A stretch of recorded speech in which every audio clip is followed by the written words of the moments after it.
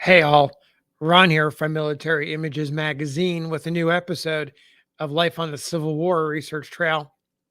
Perhaps no man was more beloved at West Point during the years leading up to the Civil War than the man pictured here, Fitzhugh Lee, who lived from 1835 to 1905, a nephew of Robert E. Lee, who followed his uncle into the Confederate Army. I know you students of the Civil War are well familiar with his career. Fitzhugh graduated from the U.S. Military Academy in 1856. I came across a reference that described him as one of the true characters. He was everybody's friend, everybody loved him. And I thought, well, let me check into his career because when I tend to read about him, it's in context to his Civil War or post war career. So I did a little bit of poking around to find out just how true the reference was. And what I found is, in fact, he was one of the funniest, wildest, and craziest cadets who piled up demerits with the best of them. I want to share three anecdotes from Fitzhugh's West Point years by those who knew him that really kind of illustrate the point. My first reference is handed down to us by Morris Schaff. He was West Point class of 1862. He went on to a distinguished record as an ordnance officer during the Civil War. He talked about Lee in his 1908 book. I'm going to go ahead and call it a classic. It's called The Spirit of Old West Point, 1858 to 1862. Here's what Schaff has to say about Fitzhugh. Quote, "He was the most popular officer that I have ever seen at West Point. He was liked by the officers, cadets, ladies, and in fact by everyone that knew him. It was a bitter day for him when he left, for he did not want to go and said that he hated to desert his old flag. But he thought that it was his duty to do as Virginia did. He was the commandant of my company, and on Friday evening he came to bid us goodbye. He went to every room and shook hands with every one of us, with tears in his eyes, and hoped, he said, that our recollections of him would be as happy as those he had of us. When he shook hands with me, I expressed my regrets that he was going away. He said that he was sorry to leave, but as he belonged to the other side of the line, it was time that he was going. On Saturday morning after breakfast, the cadets gathered in front of the barracks to see him off. As he passed in the omnibus, we took off our hats and waved them. This may appear very natural and matter of fact to you, for you do not know enough about military usage to recognize the great difference that there is between an officer and a subaltern. I believe it is the second time that I ever shook hands with an officer, although it is 3 years that I have been here. So that's the first reference from Morris Schaff. The second anecdote is recounted by Edward A. Pollard. He's a journalist and a pro-Confederate author, a sympathizer, who wrote in 1866 a book titled The Lost Cause, A New Southern History of the War of the Confederates. The story of Lee is in a different book.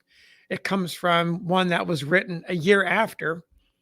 Pollard wrote it a year after, and it's titled Lee and His Lieutenants. And so I want to share this profile that is written by Pollard about Fitzhugh. It says, at the age of 16, Fitz was appointed a cadet at large at West Point through the favor of President Fillmore. That's Millard Fillmore. As a cadet, he was classed with the wild ones. Unlike his distinguished uncle, who never received a demerit, Fitz managed to get the maximum allowance within the bounds of a dismissal. It is said that in order the better to elude the vigilance of the officers and guards, he used to exchange his cadet gray for women's clothes, whilst his roommate would dress in citizen's clothes with a false mustache and beard, and the two, thus accoutred as lady and gentleman visiting the academy, would pass and repass with impunity the prescribed limits. His term of service at West Point expired in 1856, and his having graduated at the head of his class in horsemanship secured for him a commission as second lieutenant in the Second United States Cavalry, a regiment eagerly sought for by a large majority of the class. So there's Pollard's recollection of Fitzhugh dressing up as a lady to attend with his roommate, who was dressed up as a distinguished man, so that they could get in and out of West Point and avoid curfews and other trappings, shall we say, of the academy.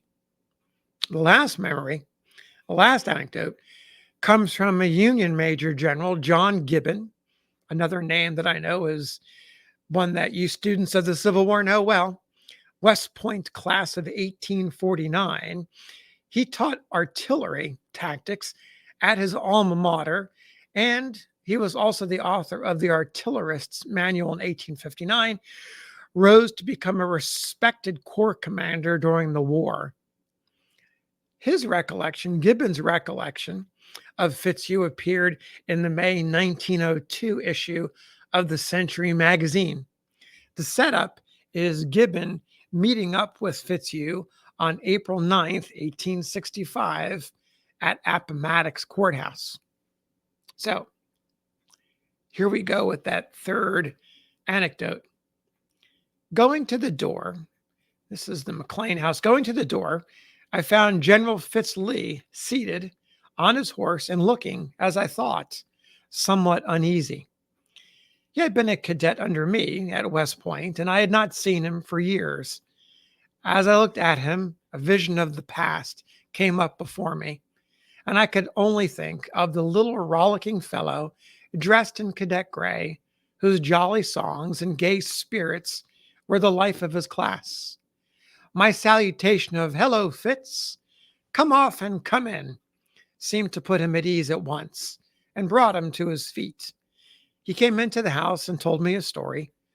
Before leaving, with grim humor, he took from his pocket a $5 Confederate note and, writing across its face, "For Mrs. Gibbon, with the compliments of Fitzhugh Lee," he said, "Send that to your wife and tell her it's the last cent I have in the world." So there you have it. Some anecdotes, 3 anecdotes from folks who knew Fitzhugh Lee of West Point during his time at the academy, a rollicking young fellow who would dress up in women's clothes and be involved in other crazy stunts with the cadets. We'll see you on the next episode of Life on a Civil War Research Trail.